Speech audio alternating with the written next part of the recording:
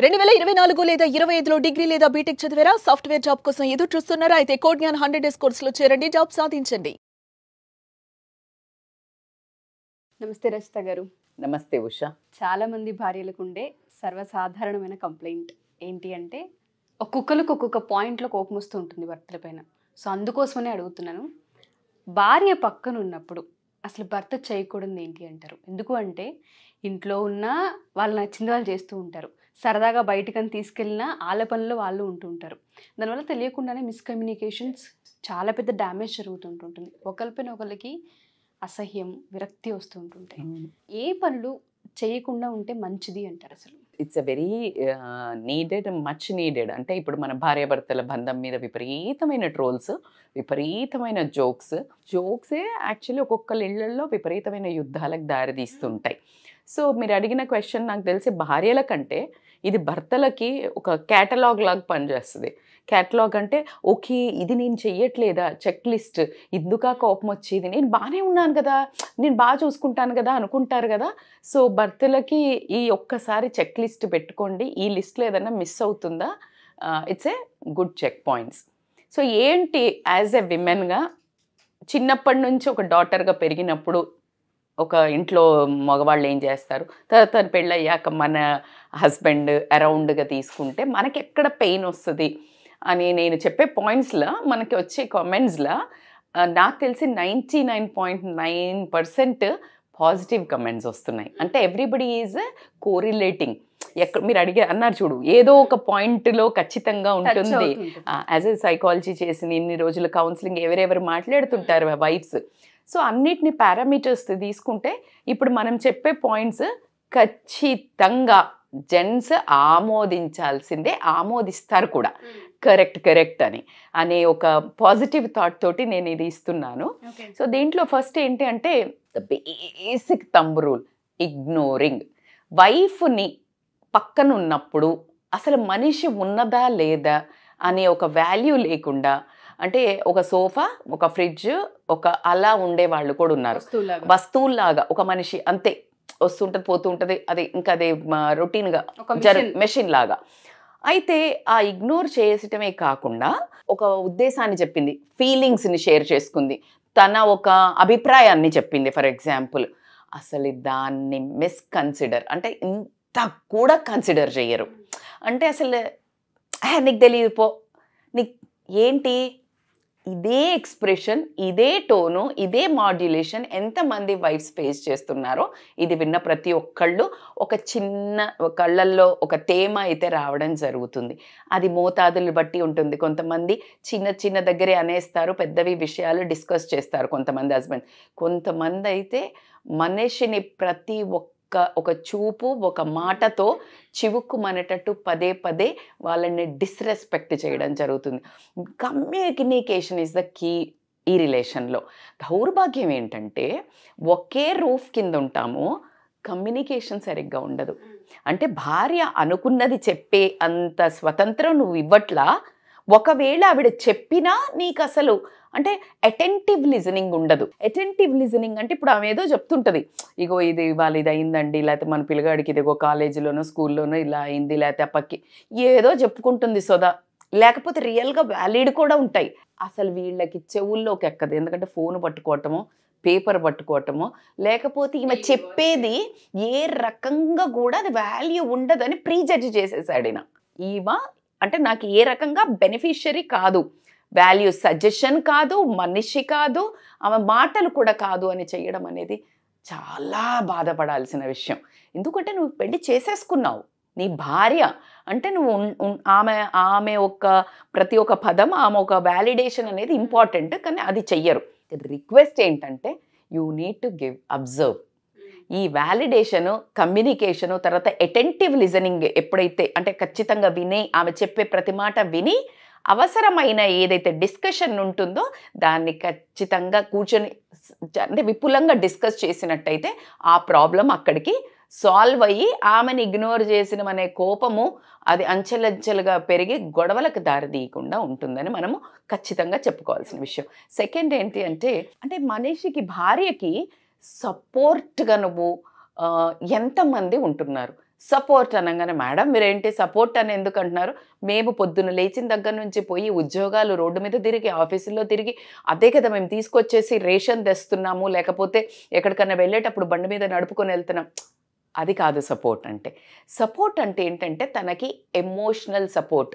తనకి emotional support అంటే శారీరకమైన ప్రాబ్లమ్స్, అంటే ఎప్పుడైతే తనకి పీరియడ్స్ అంటే ఈ పనికిరాని రోజులు అంటారు కదా, పీరియడ్స్లో ఉన్నప్పుడు ఉండే హార్మోనల్ చేంజెస్లో ఉండే ఎమోషనల్ అక్కడి నుంచి మొదలు పెడితే తనకి ఏదైనా తలనొప్పి కానివ్వండి, జ్వరం కానివ్వండి, దగ్గు కానివ్వండి, అక్కడ దాకా ఆరోగ్యపరమైన సమస్యలు పక్కన పెడితే ఇంకా పక్కన అమ్మ తరపు వాళ్ళు ఇబ్బంది పెట్టారా, అన్న ద్వారా ప్రాబ్లం వచ్చిందో, అక్క ద్వారా వచ్చిందో, లేకపోతే మీ అక్క చెల్లి ద్వారా వచ్చిందో, మీ అమ్మ ద్వారా వచ్చిందో, చుట్టుపక్కన ద్వారా వచ్చిందో, నీ కొడుకో కూతురో చిబుక్కుమనే మాటలు అన్నారో, ఎవరికి చెప్పుకోమంటావు?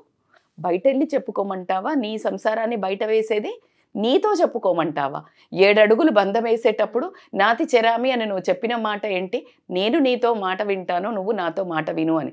మరి నీకంటే మోస్ట్లీ 3 నుంచి 5 ఏళ్ళో 10 ఏళ్ళో 7 ఏళ్ళో 2 ఏళ్ళో పెద్దగా ఉండడం ఎందుకు చేశారు అంటే నీకు మెచ్యూరిటీ ఉంటుంది, నువ్వు భార్య మాటకి అర్థం చేసుకొని ఆ సంసారాన్ని చక్కగా తీసుకెళ్తావు అనే ఉద్దేశంతో తీసుకెళ్ళడం జరిగింది. మరి నువ్వు చేసేది ఏంటి? నువ్వు ఆమెకి ఏమాత్రం ఎమోషనల్ సపోర్ట్ ఇవ్వకపోతే ఆ ఎమోషనల్ లోపల పెరిగి పెరిగి పెరిగి కొంతమంది లోపల పెట్టుకొని కుళ్ళిపోయి ఏడ్చుకొని అన్ని నాడులు బంద్ అయిపోయి ఎమోషనల్లీ డిప్రెస్ అవ్వడం కొంతమంది. ఇదే ఎమోషనల్ సపోర్ట్కి బయట రిలేషన్స్ని వెతుక్కోవటం ఇంకొక ఆప్షన్. సో కాబట్టికి it is not a small thing. కాబట్టికి ఆవిడ అంటే నేనున్నాను నీ ఛాలెంజెస్లో, నీ ఒక జాయ్ మూమెంట్స్లో. ఫర్ ఎగ్జాంపుల్ కష్టం వచ్చినప్పుడు ఇందాక మాట్లాడుకున్నాం జాయ్ కూడా, నీ పిల్లలు ఏదో సరదాగా అలా లేచి పడ్డారు, నీకు ఫోన్ వాడు నడుస్తున్నాడు అప్పుడే లేచి ఏదైనా చేశాడు, అమ్మ అన్నాడు, లేకపోతే ఇంకేదో చేశాడు చక్క ముద్దు పని. తల్లులకి ఎలా ఉంటుంది ఉత్సాహం భరించలేము అసలు. ఎంబటే ఫోన్ చేసి ఏమంటే ఇదిగో నీ సంతోషం, అటువైపు వాయిస్ నోరు మూసుకొని పెట్టాయి ఫోన్, పిచ్చానికి ఏమన్నా పని లేదా, ఎక్కడు నో డౌట్ ఉండుంటావు. ఒక్కటే సెకండ్ కదా ఇంత అరిచే బదులు ఏంటో వింట అయిపోయింది కదా. So be there for her joyful moments కానీ ఛాలెంజెస్లో కానీ ఉండటం కనుక ఎప్పుడైతే చేస్తావో అంటే నీ కమిట్మెంట్ని చూపించాల్సింది ఇంక ఇలాంటప్పుడే కదా ఆ రెండిట్లలో. సో కాన్స్టెంట్ సపోర్ట్ భార్యకి ఉండటం అనేది చాలా చాలా ఇంపార్టెంట్. ఇది చాలా మందికి నచ్చే topic. Take it for granted అంటే ఏంటి అంటే అసలు ఒక అంటే యూ హ్యావ్ టు అప్రిషియేట్ అంటే నువ్వు ఈరోజు వంట చేసావు రోజు పొగుడతారా మేడం అంటే ఎవరైనా ఇంటికి పోతే ఏదైనా కొంచెం చెయ్యంగానే బాగుందండి సొల్లు గార్చుకుంటూ చెప్తావు. పక్కింటి వాళ్ళు పంపిస్తే దాని మీద ఎన్ని వస్తాయో, పక్కింటామో సాంబార్ పంపంగానే బాగుంది అన్నారు అని. Why not? నేను మొన్న వీడియోలో కూడా చెప్పాను, మీ పిల్లలకి కానీ ఎవరికి కానీ వంట చేయటం 15 డేస్కి ఒకసారైనా నువ్వు చేస్తే ఆ కష్టం అది నువ్వు అంత కష్టపడ్డ తర్వాత కుదిరినా కుదరకపోయినా నువ్వు తినకపోయినా ఎలా పెయిన్ ఉంటుంది అది. Why not? నీకు అరే రెగ్యులర్గా షెఫా రోబోనా రోజు ఒకేలాగా రావడానికి? నువ్వు రోజు ఒకేలా ఉంటున్నావా? So why not consider other people thing? నువ్వు అక్నాలెడ్జ్ చేయటం అనేది చాలా చాలా important. Take it for granted మాత్రం ఉండకూడదు. ఎప్రిషియేషన్, బాగున్నావనో నువ్వు చేసిన పని బాగుందనో, అసలు నువ్వు నా జీవితంలో ఉండడం వల్ల ఏమేమి హ్యాపీ అయింది నా లైఫ్ కాదంటా బాబుషా? ఒక లేడీ లేని రోజు ఏం జరుగుతుంది ఒకసారి? ఈరోజు మార్నింగ్ నేను ముందు పొద్దున లేచినప్పుడు నాకు బ్రేక్ఫాస్ట్ కాఫీ టేబుల్ మీదకి వచ్చింది బికాస్ ఆఫ్ యూ. నా పిల్లలు ప్రాపర్గా లేచేటప్పుడు అమ్మ వాయిస్ ఉంటుంది, ఒక చంద్రముఖిలాగా ఉంటుంది పొద్దున అమ్మ అవతారం, లేడీ అవతారం. రే ఇల్లేండ్రా, ఒరే ఇల్లు ఇవ్వండి, ఎవరి పనేరు డా డా డూమ్ డామ్, పూజ చేసేదా, దోశ చేసేదా, ఇది చేసేదా. షీస్ లైక్ ఏ దుర్గా మాత అని 8 hands. అప్రిషియేట్. ఒక్క రోజు నువ్వు ఆ పనులు చేసి చూపించు. ఫుల్ చోర్స్ చేసే మగవాళ్ళని నేను అప్రిషియేట్ చేస్తాను. నేను చెయ్యని వాళ్లకు, డిస్రెస్పెక్ట్ చేసే వాళ్లకు, ఎకనాలెడ్జ్ చెయ్యని వాళ్ళకి చెప్పేది అప్రిషియేట్ అండ్ ఎకనాలెడ్జ్. నువ్వు నా లైఫ్లో ఉండటం వల్ల నా లైఫ్ బ్యూటిఫుల్ అయింది. ఈ ఒక ఇల్లు అనకూడదు, ఒక నార్మల్గా 4 గోడల్ని ఇల్లు చేసావు. నా పిల్లలను అంటే నీ ప్రాణాన్ని పనంగా పెట్టి ఒక అమ్మవై నాకు ఒక ఇంత బ్యూటిఫుల్ లైఫ్ ఫ్యామిలీని ఇచ్చావు. Appreciate, acknowledge.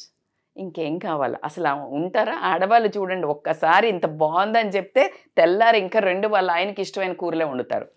సో ఒక రోజు తక్కువ అవ్వచ్చు, బట్ దట్స్ ఓకే. సో అది చాలా టేక్ ఇట్ ఫర్ గ్రాంటెడ్ మాత్రం ఉండకూడదు. ఎందుకంటే ఏ బంధాలన్నా వదిలి వెళ్తాయి, ఈ బంధమే కడదాకొచ్చేది. సో కాబట్టికే keep it in mind. And ఇంకొకటి ఏంటంటే చాలామంది క్రిటిసైజ్ చేస్తుంటారు, ఓవర్ క్రిటిసైజ్. అంటే ఎప్పుడు ఇంతే, నువ్వు ఎప్పుడు పాడు చేస్తావు, ఎప్పుడు ఇంతే చేస్తావు, ఎప్పుడు చెడగొడుతూనే ఉంటావు అంటే ఆ మాటలు ఎంత రీసౌండ్ ఇస్తాయంటే ఏమైనా చేస్తున్నా కూడా పాడైపోతుంది ఇంకా. ఎందుకంటే నువ్వు అన్నిసార్లు అన్నావుగా, నువ్వు పాడు చేస్తావు. Law of attraction, it works, ఎక్కడైనా ఇట్ వర్క్స్. సో కాబట్టిగా ఆ కంటిన్యూస్గా క్రిటిసైజ్ చేయటం స్టాప్ చేయాలా. ఎందుకు కన్స్ట్రక్టివ్ క్రిటిసిజం ఓకే. అంటే నువ్వు ఒకసారి చూడు, ఇలా చేసి చూడు, ఇలా ఉంటే బాగుంటుందేమో ఒకసారి, అది అప్రిషియేటెడ్, ఖచ్చితంగా అవసరం. ఇంకొకటి appreciate in public, criticise in private. అంటే నువ్వు మంచి చేసిన ప్రతిదీ గట్టిగా పబ్లిక్లో చెప్పాయి, మావిడ ఇలా చేస్తుంది, మావిడ ఇలా చేస్తుంది, ఇంత బాగుంది. ఒకవేళ ఆ రోజు అక్కడ తప్పు జరిగింది, బరాబర్ నీ భార్య సైడ్ తీసుకోవాల్సిందే. ఎందుకు గుర్తుపెట్టుకో, మొత్తము ప్రపంచాన్ని అందరినీ వదిలేసి నీ వైపుకి వచ్చి నించున్నది నీ భార్య ఒక్కతే పెళ్ళైన రోజు. సో కాబట్టి నీ పూర్తి బాధ్యత, ఏ చారిత్రాత్మకమైన స్టోరీస్ తీసుకున్నా కూడా భర్త అనేవాడు ఖచ్చితంగా రెస్పాన్సిబిలిటీ సైనికుడిలాగా పక్కన నించోవాల్సిందే. లోపలికి వెళ్ళాక నువ్వు సరిదిద్దు, ఒక మాట గట్టిగా మాట్లాడు, ఒక తండ్రిలాగా అన్నీ చెయ్యి, కానీ constructive criticism is appreciated. So that is more important. అట్లా కాకుండా చాలామంది ఇప్పుడు వచ్చే కంప్లైంట్, మొన్న కూడా నేను ఒక షార్ట్ వీడియో చేస్తే ఎంతమందికి నచ్చిందో, క్వాలిటీ టైం ఎట్లా అయిపోయిందంటే ఈ బిజీనెస్, అంటే బిజినెస్ వాళ్ళు కానివ్వండి, వర్క్ వాళ్ళు కానివ్వండి, ఎలా అంటే ఓవర్ షాడో అయిపోయినాయి ఇవన్నీ. అసలు చేసేది ఎందుకు ఈ బతుకు తెరువంతా? భార్యని పిల్లల్ని పోషించడానికే. కానీ ఇది ఓవర్ షాడో అయిపోయి టోటల్గా వీళ్ళనే ఇగ్నోర్ చేసి పరిగెడుతున్నారు. ఏం లాభం? ఎలా అయితే ఇంతకు ముందు మీకు గుర్తుందా, ఇది చాలా మంది ఫన్నీగా తీసుకుంటారు, ఇంతకు ముందు సీరియల్స్ మధ్యలో అడ్వర్టైజ్మెంట్స్ వచ్చాయి, ఇప్పుడు అడ్వర్టైజ్మెంట్స్లో మధ్యలో సీరియల్ వస్తుంది, అవునా కదా? అట్లాగే అయింది. ఇంతకు ముందు సంపాదించి ఫ్యామిలీకి పెట్టడానికి ఆ కొన్ని అవర్స్ పోయి వచ్చి మళ్ళీ ఫ్యామిలీని చూసుకునేవాళ్ళు. ఇప్పుడు ఎట్లయిందంటే అసలు అదే మెయిన్, ఇదే ప్రియారిటీ కొంచెం అయిపోయింది. సో అది ఒకసారి quality of time is very very important. ఎంత క్వాలిటీ ఆఫ్ టైం ఎందుకు ఇంపార్టెంట్ అంటే, నువ్వు అదే పెళ్ళి కాక ముందు కానీ వేరే అప్పుడు కానీ నీ ఫ్రెండ్స్కో నీ వేరే ఫ్యామిలీకో అసలు సంబంధం లేని వాళ్ళకి ఇచ్చేంత ప్రియారిటీ అసలు వైఫ్కి ఇవ్వరు. పెళ్ళి అయిన తర్వాత అంబడిబడి పెళ్లి చేసుకుంటారు, లవ్ మ్యారేజెస్ అయిపోయిన తర్వాత ప్రేమ పోయింది, లేకపోతే పెళ్లికి ముందు ఒక 1 year తిరుగుతారు, 6 నెలలు తిరుగుతారు, సంవత్సరం తిరుగుతారు, పెళ్ళైన దగ్గర నుంచి కథం మారిపోయాడు అని ఎన్ని ట్రోల్స్ చూడట్లేదు, ఎన్ని జోక్స్ చూడట్లేదు మనం. ఎస్, అబ్బాయికి ఆ ముందు 1-2 years ప్రియారిటీ, అమ్మాయికి ప్రేమ అప్పుడు స్టార్ట్ అవుతుంది. నాది, నావాడు, నా కుటుంబం అని స్టార్ట్ అయిన దగ్గర నుంచి ఈ గొడవలు రావడానికి కారణం ఏంటంటే, మొత్తం నువ్వు నాకే సొంతం, నువ్వు నాకు మొత్తం కావాలి, నీ ప్రేమ కావాలి, నీ అటెన్షన్ కావాలి, నీ టైం కావాలి అనే ఒక పొసెసివ్నెస్ వైఫ్కి ఉండడం జరుగుతుంది. అది మరి తప్ప కానే కాదు. నువ్వు ఎంత స్మార్ట్గా ఆ పొసెసివ్నెస్ని హ్యాండిల్ చేయగలుగుతావు అనేది నీ తెలివి కల్లతనం. సో కాబట్టికే quality of time is very important. ఎలా అయితే నువ్వు బ్రష్ చేసుకోకపోతే నీ పళ్ళు వాసన వస్తుంది, నువ్వు కోమ్ చేసుకోకపోతే నీ జుట్టు పాడవుతుంది, స్నానం చేయకపోతే గబ్బు కొడుతుంది, అంతే. ప్రతి ఒక్కటి నీడ్స్, హైజీన్ ఉంటేనే నువ్వెంత బ్యూటిఫుల్గా కనిపిస్తావో. రోజువారీగా నీ ప్రేమను సవరించుకోవటం, నీ భార్యని భర్తను భార్య ఖచ్చితంగా ఐ లవ్ యూ, లేకపోతే నువ్వు నా ప్రియారిటీ, నువ్వు నా ప్రియారిటీని యాక్షన్స్ వైజ్ కానీ వర్బల్ వైజ్ కానీ యూ నీడ్ టు కమ్యూనికేట్. ఎందుకు కమ్యూనికేట్ చేయాలి? ఆ రోజుకి అది సెట్. అది మొత్తము దారి తప్పి రంకెలేసుకుంటూ ఎక్కడికో వెళ్ళిపోక ముందే నువ్వు ఖచ్చితంగా రోజు ఒకసారి వాటర్, ఎలా అయితే ఒక ట్రీకి ఫ్లవర్కి పోస్తే ఎంత బ్యూటిఫుల్గా వస్తాయి flowers, this relation also needs a watering, that love, that pamper, organic అది ఉంటుంది కదా, 1 week ఒకసారి దానికి ఇట్లా పాటింగ్. బా పాటింగ్ చేస్తావు, దానికి యూరియా వేస్తావు, నీ రిలేషన్కి ఏది యూరియా, ఏది ఎక్స్ట్రా పాటింగ్, ఏది రీపాటింగ్, ఏది? So that's where you need to connect. And ఇంకొకటి ఏంటి అంటే బేసికల్గా చాలామంది ఇర్రెస్పాన్సిబుల్ ఉంటారు. అసలు ఆ పిల్లల్ని కనేసాక అసలు ఆమెదో దారి ఈయనదో దారి, ఈయనంతా ఇటు ఏంటంటే మగాడు పోయి సంపాదించుకొని వస్తాను, పిల్లలు నా పిల్లలే కాదు, కొంతమందికి అసలు పిల్లలు ఏం చదువుతున్నారో కూడా గుర్తుండదు. అలా కాకుండా పిల్లల బాధ్యత ఇద్దరూ సరి సమానంగా తీసుకోవాలి. ఈ పిల్లల బాధ్యత ఇద్దరిది సరి సమానం. ఇంటి హౌస్ వైఫ్ ఉంటే ఇంటి పనులు ఒకరిది, ఈ పని ఒకరిది, కామన్ పని ఏంటి పిల్లలు. ఈ బాధ్యతలను షేర్ చేసుకోవటము, నీకు వీలున్నప్పుడు నీ టైం ఉన్నప్పుడు చోర్స్ మినిమం, బట్టలు లాండ్రీ వేసినరా, తీసుకున్నారా, అసలు బట్టలకు ఎంత, ఆ కూరగాయలకు ఎంత, అవి కూడా ఒకే రోజు ఎలా అయితే భర్త లేకపోతే భార్య ఇండిపెండెంట్ అవ్వాలని ఎలా అయితే అనుకుంటున్నామో, భార్యకి జరగరాని పరిస్థితుల్లో ఆరోగ్యపరంగా కానివ్వండి, ఏదైనా కానీ ఏదైనా జరిగినప్పుడు నీకు అసలు what is what you should know. ఇందాక మనం చెప్పినట్టు వాళ్ళకందరికీ గ్రాటిట్యూడ్ ఉండాలి, అటెన్షన్ ఉండాలి, ఇవన్నీ చెప్పిన దానికి వాల్యూ తెలియాలంటే they should know this responsibilities. So that is more important. ఇంకొకటి ఏంటంటే అటెన్షన్ ఇవ్వటం తెలుసుకోవాలి. అటెన్షన్ అంటే ఏంటి మేడం అంటే ఆమె విషెస్ ఏంటి, ఆమె డిజైర్స్ ఏంటి. విషెస్ అంటే ఫర్ ఎగ్జాంపుల్ ఇప్పుడు కొంచెం బెటర్ అవుతుందేమో, but I don't know, but most of the times బయటికి వెళ్ళాలన్నా, లేకపోతే ఏదైనా రెస్టారెంట్ అన్నా, లేకపోతే ఏదైనా ఊరు వెళ్ళాలన్నా ఫస్ట్ హస్బెండ్ది నడుస్తుంది. లేదు కొంచెం పిల్లలు ఎదిగాక పిల్లలకి ఎక్కడ పోదాం రా, ఎక్కడ అంటే ఈమెకు అసలు ఫీలింగ్స్ లేవు, ఈమె విషెస్ లేవు, ఈమె డ్రీమ్స్ లేవు. ఈమెకి ఈ రోజు పోవాలనిపిస్తుంది, ఈ రోజు అందరు బిజీ ఉంటారు, ఎవరికి కుదరదు. ఈమెకు ఆ రోజు కుదరదు కానీ ఈమె పోవాలి. So it totally too much of adjustment for భర్తకు కానీ పిల్లలకు కానీ.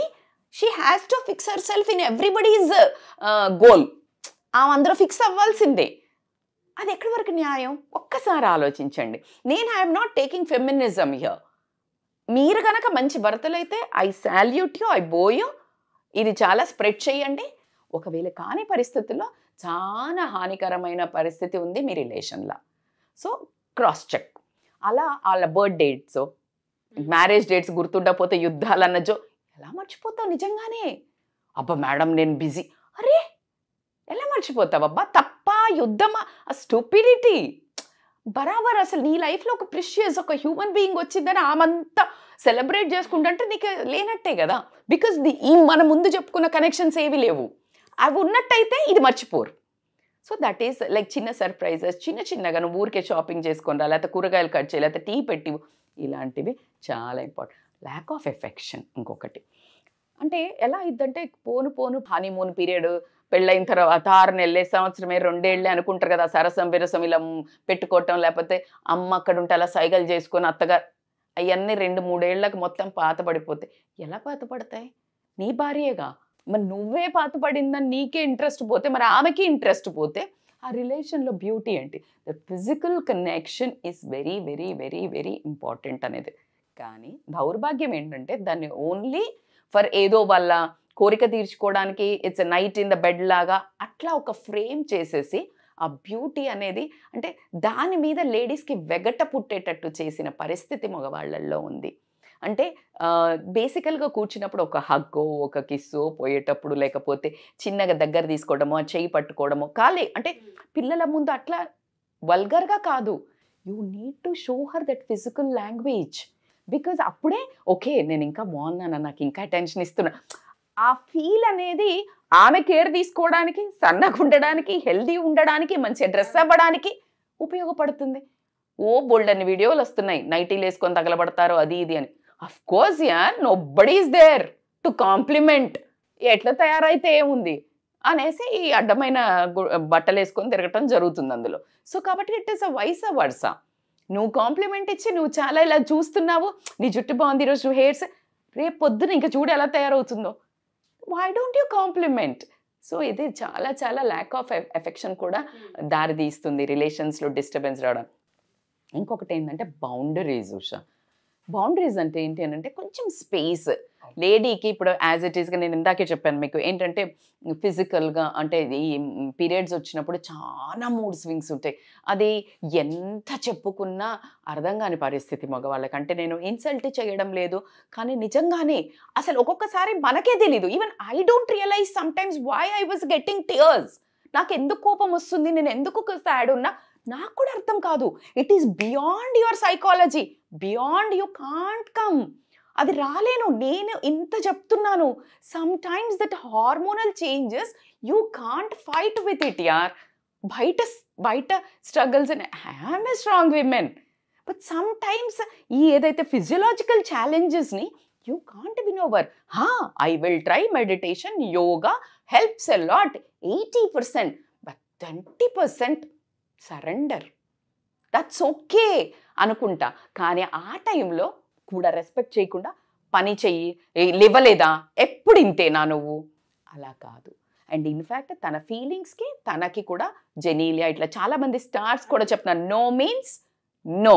If she is not ready for anything, no means it's purely no. She is not your property.